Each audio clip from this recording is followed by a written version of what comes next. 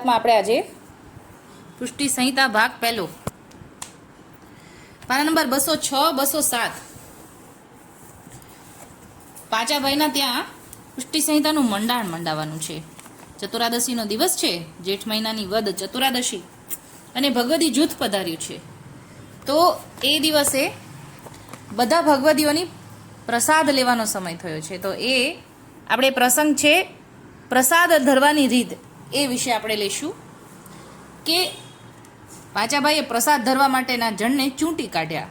સુંદરજી, ભીમજી, ધનજી, અંદરજી, જેઠોભાઈ, માણેકચંદ વગેરેને આજ્ઞા કરીને કહ્યું, જો હું તમને કહું તેમ પ્રસાદ પંગતે ધરતા જશો. ધનભાઈ, હરકભાઈ, રૂપારીબાઈ, માણેકભાઈ, મીઠી વહુ, રતનભાઈ વગેરે ભીતરમાંથી પ્રસાદી વસ્તુના વાસણ તૈયાર ધરવાના કરવા લાગ્યા. બાબાએ કહ્યું, ડોસા પ્રથમ સખડી ધરજો, અનસખડી, પછી ફરસી વસ્તુ, અને પછી કઠોળ, શાક સંદાના, દાળ અને કઢી. સખડી ધરવાવાળાએ સખડીનું જ ઠામ લેવું, એવો વિવેક ધરવામાં રાખજો. જે જે વસ્તુ ધરતા હોય એ જ ધરતા ઠેઠ સુધી રહેજો. આવી રીતે પંગત ધરાઈ ગઈ છે, અને પંગત પડી ગઈ છે, પ્રસાદી વસ્તુ ધરાઈ ગઈ છે. હવે પાના નંબર 207 ઉપર કે પાંચાભાઈ કે છે, વિનોદરાય પંગત પ્રસાદ લઈને ઉઠવાની તૈયારીમાં છે, સખડી ધરવાની તૈયારી છે, તો આપણે પણ કોઈ વૈષ્ણવને આરોગાવાના અદકા ભાવ વિચારીએ. બધા સુજાતી ભાવવાળા છે. એટલે અહીંયા આપણે આ પ્રસંગમાં એવું જાણવાનું છે કે આપણા હાથે આપણે વૈષ્ણવને પ્રસાદ લેવડાવવો, એવો અહીંયા વાત સમજાવે છે.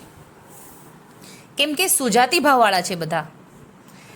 એમ કહીને અંદરજી પાસે અનસખડીનો પ્રસાદી થાળ મંગાવ્યો, અને પાંચાભાઈ તથા વિનોદરાય વૈષ્ણવને પ્રેમ ભાવથી આગ્રહ કરીને મુખમાં પ્રસાદ લેવડાવે છે. વૈષ્ણવો પણ પાંચા બાબાના હાથથી લેવામાં પોતાનું અધકું ભાગ્ય માને છે. એમ વિનોદરાય તથા પાંચાભાઈએ બધાને પ્રસાદ ખૂબ જ આગ્રહ કરીને લેવડાવ્યો. વૈષ્ણવો પણ હવે હાથ જોડવા લાગ્યા કે બાબા, હવે તો ખૂબ અઘાઈ ગયા છીએ. તમારો સ્વભાવ ઘણો અધકેરો છે, તમારો સ્નેહ ભાવ ઘણો અધકેરો છે. વિનોદરાય વૈષ્ણવને પોતાના હાથથી પ્રસાદ લેવડાવ્યાનો મહિમા પુષ્ટિ માર્ગમાં ઘણો છે. સુજાતી ભાવવાળા હોવા જોઈએ. હવે એક શરત આમાં એ છે કે બધા સુજાતી ભાવવાળા હોવા જોઈએ, એકાબીજાને લેવડાવી શકે. વૈષ્ણવનું મુખ વૈશ્વાનરનું છે, તેમાં જેટલું લેવડાવાય એટલો મારો વાલો અઘાઈ જાય છે. વૈષ્ણવને મહાપ્રસાદ લેવડાવ્યાનું મહાત્મય અને ભાવ તો આ માર્ગમાં ઘણા ઊંચા ને અતકા કીધા છે. વિનોદરાય કીધું, બાબા તમારી પાસે માર્ગના ભાવના ઊંડા હારત ભર્યા છે.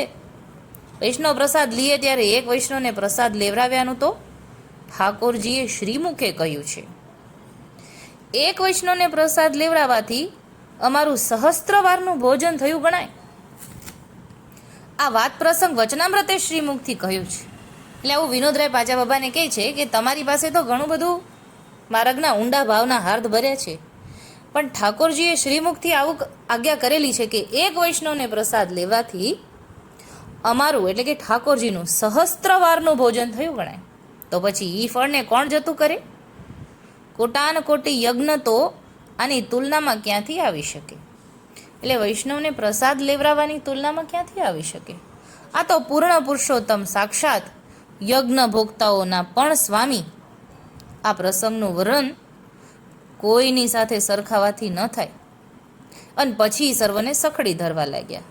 જલગરિયા જલની સેવામાં તત્પર હતા. વૈષ્ણવોને પાંચા બાબાએ કહ્યું કે કોઈ જૂઠણની પાતળને અડકશો નહીં. હાથ ખાસા કરીને જળપાન કરી પાનના બીડા લ્યો. જુઓ, ધનભાઈ આપી રહી છે, એટલે કે ડોસાભાઈના પત્ની ધનભાઈ ત્યાં બીડા આપી રહ્યા હતા. પછી વૈષ્ણવ પંગતેથી ઉઠ્યા. અંદરજી, સુંદરજી સર્વ જલપાન કરવાની સેવા કરે છે. હરખભાઈ વગેરે જલની ગાગરો ભરી ભરીને લાવી રહી છે. સૌ પ્રથમ વૈષ્ણવના જૂઠણની પાતળ પાંચા બાબાએ ઉપાડી. આ જોઈને વિનોદરાય ચકિત થઈ ગયા અને કહ્યું, આ સેવા તો અમને કરવા દો. એટલે પાતળ ઉપાડવાની સેવા તો અમને કરવા દો. પાંચા બાબા હસતા હસતા બોલ્યા, વિનોદ, જેરામ, વશરામ, જુઓ, આ મારા આંગણાનો બધો વ્યવહાર મારે કરવો રહ્યો ને. તમે બધા પરોણાગત છો. આ સેવા ભગવાન જેવા ભગવાને પાંડવોના યજ્ઞમાં પાતળ ઉપાડવાની કરી હતી. તો પછી તે હું કેમ કરવા કેમ ચૂકું? આ સેવાનું ફળ તો કોટી ભાગ્યે પણ ન મળે. એ વાત મારી જાણ્યામાં છે. હવે તમે પણ થોડી સેવા ડોસાની સાથે કરો, પછી તો જોત જોતામાં બધું ખાસું થઈ ગયું. અહીંયા આપણે પાતળ ઉપાડવાનું એક યજ્ઞનું ફળ વિશે આપણે અનુસંધાન અત્યારે લઈએ. અને અગાઉ લેવરાવ્યા વૈષ્ણવના મુખમાં લેવરાવ્યા વાળી વસ્તુમાં આપણે જમનેશ મહાપ્રભુજી જ્યારે 12 મહિના જૂનાગઢમાં બિરાજ્યા એની સાથે અનુસંધાન લઈએ.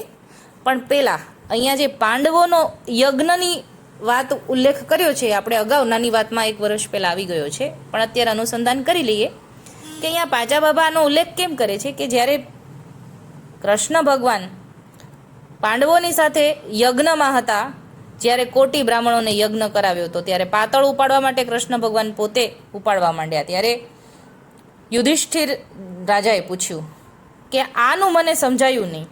તો કે આ તો કોટી યજ્ઞનું ફળ છે, એક પાતળ ઉપાડો ને તો તમને યજ્ઞનું ફળ મળી જાય છે.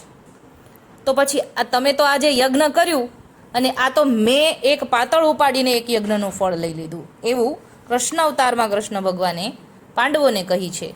એ વાતનો ઉલ્લેખ આપણને આપણા ઠાકોરજીએ પણ વચનામ પુષ્ટિ સંહિતામાં ઠાકોરજીના શ્રીમુખના વચનામૃતમાં પણ આવેલું છે. એ અહીંયા ઉલ્લેખ પાજા બાબા કરે છે કે પાતળ ઉપાડવાનું યજ્ઞનું ફળ મળે છે.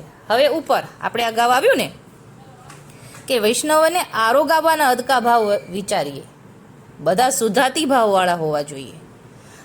આનું અનુસંધાન આપણે અઠવાડિયા પહેલાં નાની વાતમાં જ્યારે મહારાજ જમનેશ જૂનાગઢમાં 12 મહિના અરજી વ્યાસના ઘરે બિરાજે છે, ત્યારે પણ આપણે આ એક વાક્યનો ઉલ્લેખ આવેલો છે કે મહારાજ ક્યારેક બધાને પંગતે પીરસાવતા અને બધાને આગ્રહ કરાવતા પ્રસાદ લેવા માટેનું.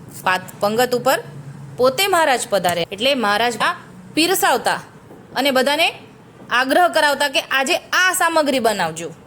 એટલે વૈષ્ણવને લેવરાવાનો અહીંયા આ પણ ઉલ્લેખ છે કે પાંચા બાબાએ પણ આપણને આજ્ઞા કરી છે કે આ સુજાતિ ભાવવાળા સાથે આ વ્યવહાર કરવો જોઈએ, કેમ કે વૈષ્ણવનું મુખ વૈષ્ણવાનરનું છે. તો આજે આટલું જ બોલીને આપણને આમાંથી ઘણો ઊંડો ભાવ જાણવા મળ્યો છે. આજે આટલું જ બોલી મારી નાની વાતને વિરામ આપું છું. બોલો શ્રી ગોપાલ લાલ કી જય.